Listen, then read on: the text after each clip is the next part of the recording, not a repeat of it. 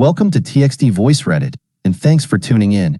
If you enjoy this content, don't forget to subscribe to the channel. I have a confession to make. I'm a sex worker living in a place where prostitution is legal. I've been reflecting on how people perceive my profession and how it affects me, among other things.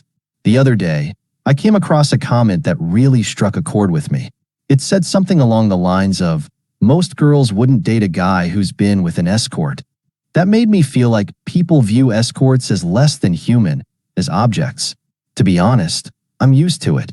I've even considered posting on a Roast Me forum, openly stating that I'm an escort, just to see if I'm truly desensitized to all the derogatory names. But my work is so much more than what it seems.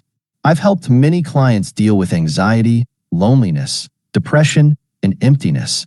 Statistics even show that areas with access to sex workers have lower rates of suicide and homicide. Sometimes, I feel like a sexual therapist. I listen, really listen, to these men. So, it stings when people talk about hookers as if we're just objects or gross addicts with daddy issues. I'll admit, though, I am a self-identified sex addict, which is kind of stereotypical. Sure, some clients come to me looking for something they can't find in their relationships, but I can't tell you how many times I've given advice to help them reconnect and restore their relationships. Recently, I've noticed that my perspective on men and relationships has changed. I used to be a jealous and controlling partner. As an introvert, when I found someone I connected with, I'd put all my energy into that relationship, becoming possessive out of fear of losing them. Eventually, I decided it was best to be alone and work on myself. Now, as a single provider, I view relationships differently.